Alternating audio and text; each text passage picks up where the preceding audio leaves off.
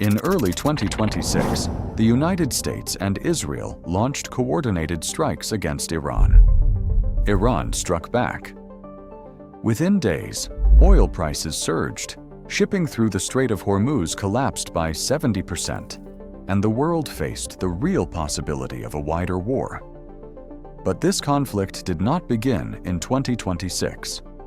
To understand how Israel, the United States, and Iran ended up here, you have to go back decades, back to when they were allies. In the decades before 1979, Iran, Israel, and the United States formed a partnership that ran deeper than most realized at the time. Iran, under Shah Mohammad Reza Pahlavi, was seen in Washington as a cornerstone of stability and a barrier against Soviet expansion. This alliance translated into real numbers. By 1975, about 17,000 Americans lived and worked in Iran, with more than two-thirds connected to defense and military projects. American advisors, contractors, and their families became a familiar presence in Tehran and across the country. The military cooperation was broad and sophisticated. Starting in 1972, the United States approved joint production programs that allowed Iran to assemble and service advanced American weapons systems, including aircraft and communications gear. This arrangement left Iran's armed forces deeply reliant on U.S. technology and expertise. Israeli engineers also played a role, working with Iranian teams on missile modernization projects and pilot training schemes routed through covert channels. Beneath the surface, oil bound the three countries together. During the Arab oil embargo of the early 1970s, Iran quietly kept Israel's economy afloat, supplying over 90% of its oil imports at times when other suppliers had cut Israel off. Payments for these shipments were routed through third-party channels and U.S. financial institutions, keeping the operation largely hidden from public view. Meanwhile, Iran's diplomats used their influence at the United Nations to shield Israel from hostile resolutions, further cementing the sense of shared purpose. Intelligence flowed between capitals. Joint workshops in Tehran brought together Iran's Savak, the CIA, and Israel's Mossad, pooling information on Soviet movements and regional threats. Regular military exercises, secret memoranda, and daily intelligence briefs created a web of cooperation that seemed, for a time, unbreakable. This strategic triangle gave each member something essential. For the Shah, security and modernization. For Israel, a vital oil lifeline and diplomatic cover. For the United States, a reliable partner in a volatile region. The depth of these ties made the coming rupture all the more profound. The fall of the Shah in 1979 brought more than a change in government.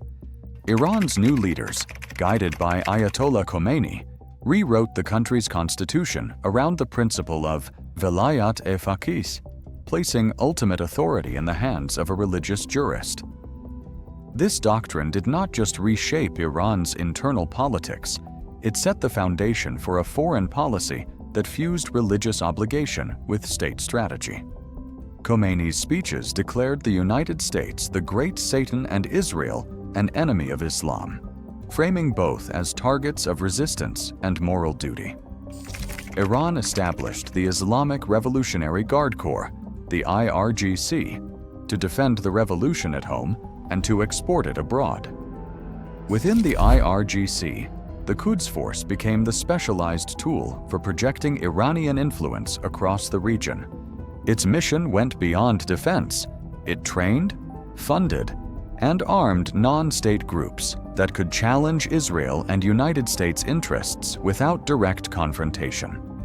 Hezbollah in Lebanon became the most visible symbol of this approach. From the early 1980s onward, Tehran sent hundreds of millions of dollars each year to Hezbollah, providing not just weapons, but also organizational guidance and ideological training. This support allowed Hezbollah to grow from a small militia into a formidable political and military force on Israel's northern border. Proxy warfare became Iran's strategic lever. By backing Hezbollah, later Hamas, and Shia militias in Iraq and Syria, Tehran could exert pressure, disrupt adversaries, and build what it called a resistance axis, all while avoiding open war. The nuclear question added a second track. Iran's pursuit of uranium enrichment, framed as a sovereign right, fueled anxiety in Israel and the United States. The 2015 Joint Comprehensive Plan of Action temporarily capped enrichment at 3.67%, but the deal's fragility left both adversaries wary. For Israel, the combination of proxy threats and nuclear ambition defined a red line. A nuclear-capable Iran, backed by regional militias, would be intolerable. For the United States, the focus shifted to containing Iran's reach and keeping the nuclear program in check. Together, these dual tracks, proxy conflict and nuclear tension, set the boundaries of rivalry that would dominate the decades to come. The rupture between Iran and the United States in 1979 was not only a matter of lost partnership, but a turning point that forced American policymakers to confront new realities in the Middle East. The storming of the U.S. Embassy in Tehran, where 52 Americans were held hostage for 444 days, left a deep scar on Washington's strategic thinking. From that moment, the United States began to treat the security of Israel as inseparable from its own interests in the region. This was not just about shared values or diplomatic tradition. It was about the logic of containment and the risks posed by an unpredictable revolutionary state. Military and economic aid became the backbone of this new approach. Since 1948, the United States has provided Israel with more than $150 billion in cumulative assistance, a figure that dwarfs all other American foreign aid programs. By 2025, the annual commitment stood at $3.8 billion, supporting not only Israel's defense, but also joint research on missile defense and intelligence sharing. These flows of support were justified in Washington as essential for maintaining a stable balance of power, especially as Iran expanded its influence through proxies and threatened to close the Strait of Hormuz, a vital artery for global oil supplies. The memory of the hostage crisis, combined with the ongoing risk of regional energy disruption, shaped a doctrine where Israel's security was seen as a strategic pillar of U.S. policy.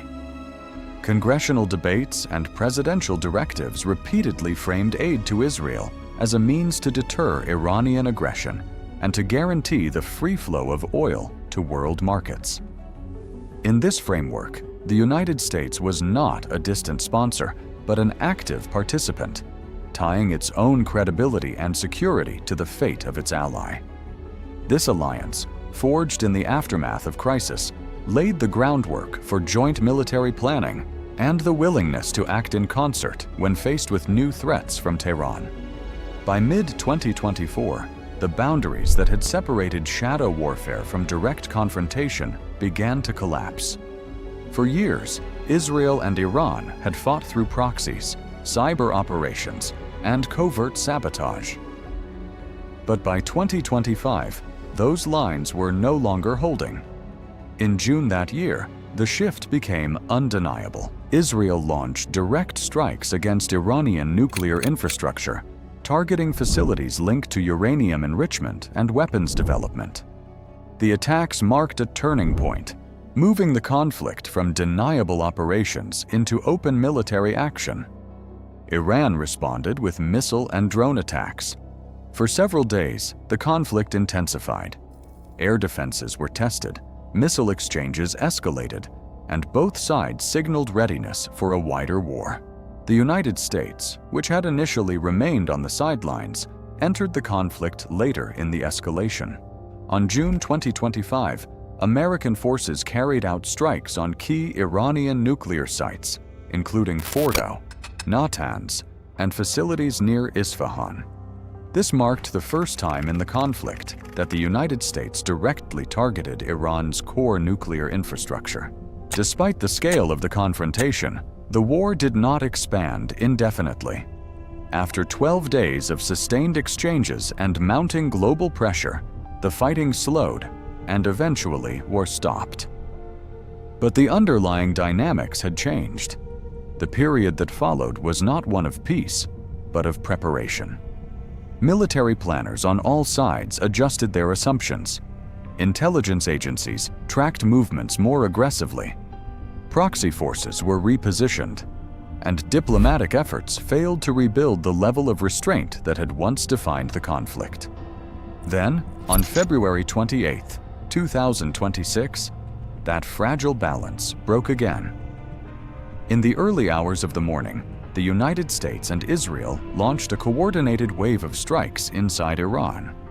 This time, the objective went beyond infrastructure. The operation targeted senior figures within Iran's military and security leadership, aiming to disrupt command structures and weaken Iran's ability to coordinate a response. The killing of high-level leadership figures, including Ali Hosseini Khamenei, the supreme head of Iran, marked a dramatic escalation, shifting the conflict from strategic deterrence toward direct destabilization. Iran's response came quickly, and the confrontation expanded across multiple domains: air, sea, and through regional allies. Unlike the June 2025 war, this was not a contained escalation. It was the continuation of a conflict that had already crossed every line that once limited it. And this time, there was no clear boundary left to hold it back. And from here on, this isn't history anymore. It's happening now. Don't forget to like and subscribe, and thanks for watching.